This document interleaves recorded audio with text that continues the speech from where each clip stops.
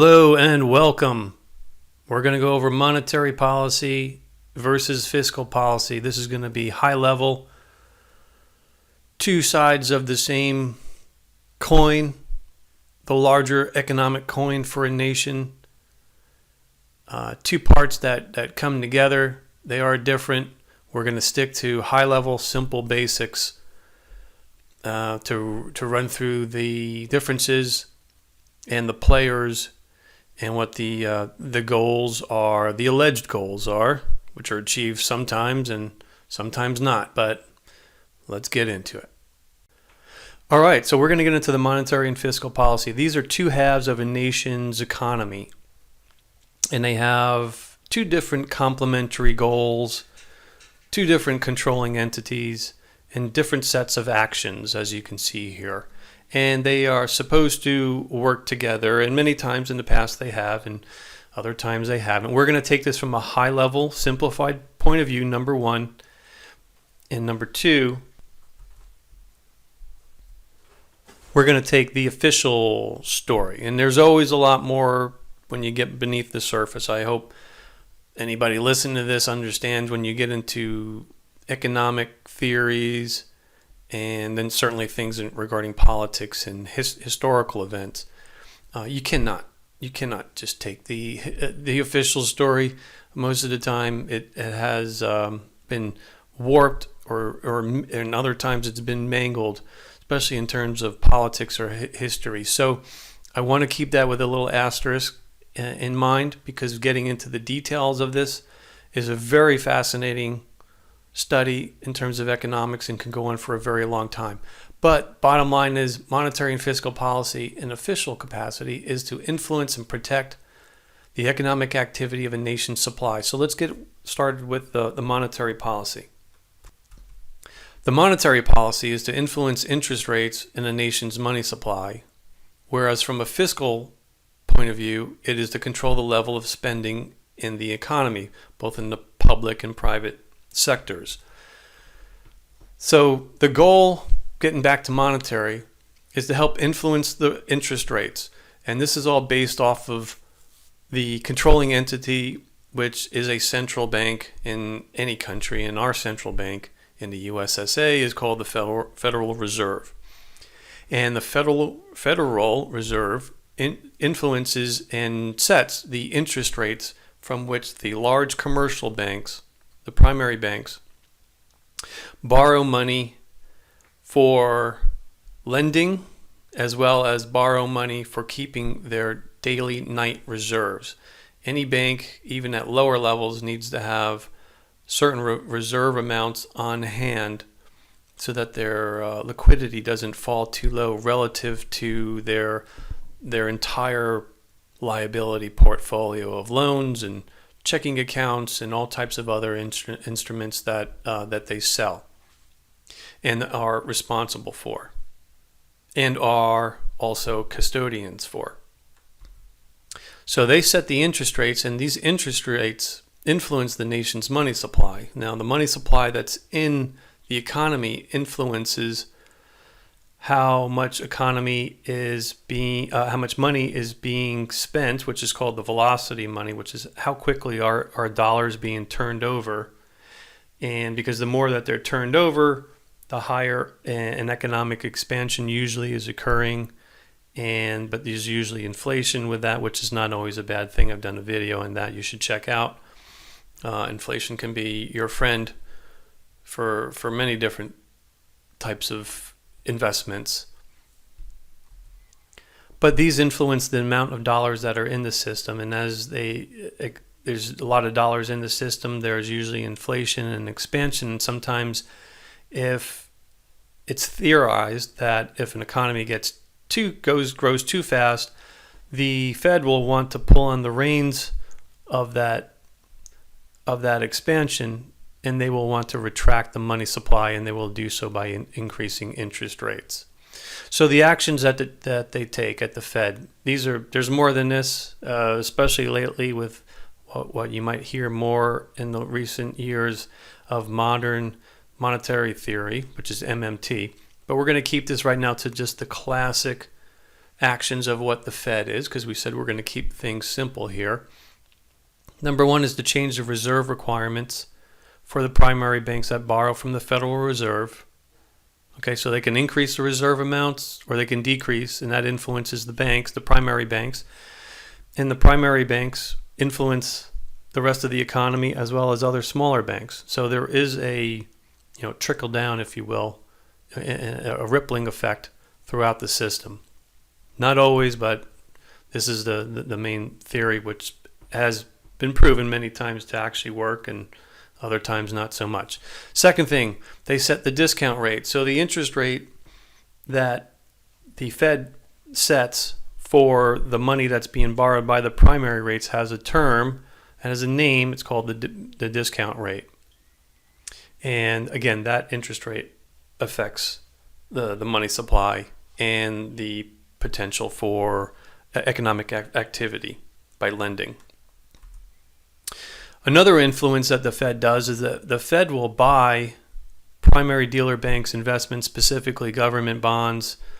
By bonds, I mean T-bills, notes, and bonds, primarily bonds. And they will supplant that and exchange out that asset with, we'll just call it money or cash. It's not actual cash, it's just different reserves. And again, as their reserves or their liquidity increases, these banks can lend out more money. And the Fed literally does create that money on its balance sheet out of thin air, as we say. Sometimes we say the Fed prints money. That's a bit more of a misnomer. And the actual physical printing, when we think about physical printing of money, the actual dollars in your pocket as well as coins, that's done by the U.S. Treasury. But the creation of money out of thin air, which they literally do, is only at the Fed. Okay, so the Fed will create them and then they will buy up these government bonds from primary dealers, helping influence liquidity with them as well as, again, hopefully have more spending or more lending of money. So with that, we'll move on to fiscal. The goal of the fiscal policy is to control the level of spending in the economy, and that's through the public and private sectors. So the government, the federal government, I should say, can engage and does engage in very large dozens and dozens. I mean, if you get down to a smaller project or program level, we'll literally get into hundreds, if not thousands, of programs that are part of the spending that the federal government does. And so they can influence that in terms of whatever their spending and programs that they support are, as well as through the centralized legislature in terms of the controlling entity. So the controlling entity will be the legislature part between for at least in the USSA, is the Congress, which is the Senate and the House, and the President.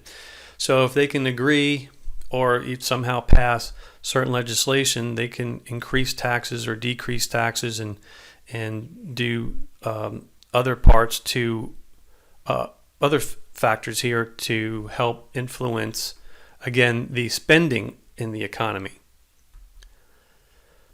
And those actions that come out of the legislature are primarily these three.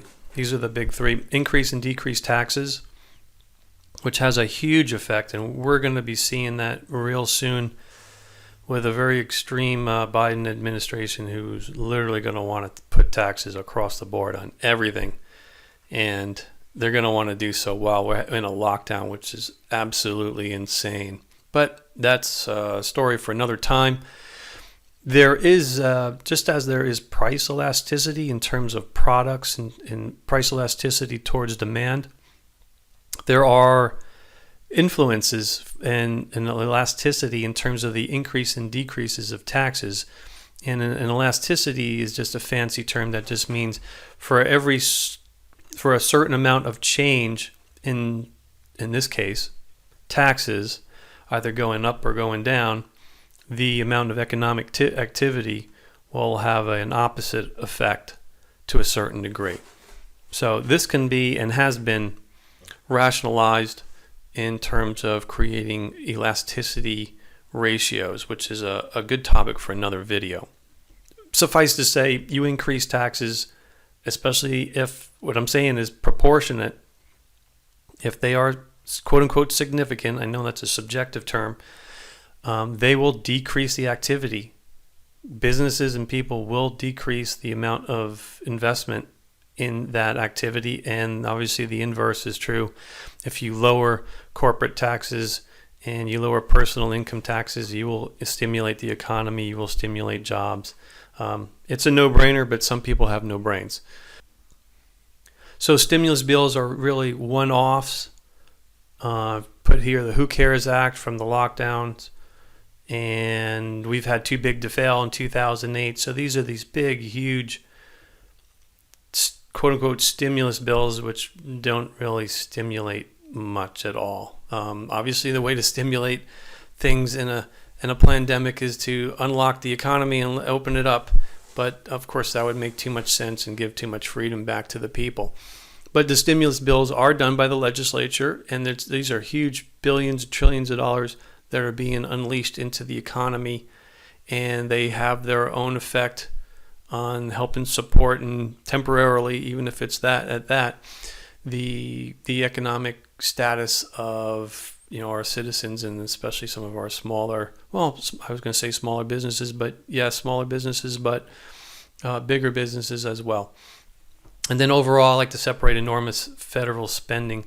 Those are not stimulus bills; those are the regular spending that is being set and through the budget, through the federal budget, and has an enormous impact on our economy. As they change, I mean, they're pretty static. We have military, you've got energy, you've got pharmaceutical and research and development. These sectors of our economy are greatly influenced by the amount of spending that is being earmarked and budgeted from a fiscal point of view from the legislature. So we have here both our two sides. The interest rates and the money supply, the amount of money in circulation is primarily with the monetary policy and is with the Fed. And the level of spending and the influence, especially on taxes, increase and decrease is huge on the economy. It's absolutely huge. And stimulus bills and the enormous federal spending, in other words, the federal budget and where the spending dollars go.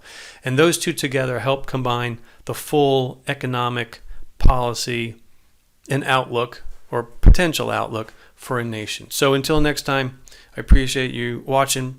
Please let me know any comments on any videos that you want or anything I can do to help. And I appreciate your time. And until next time, be seeing you.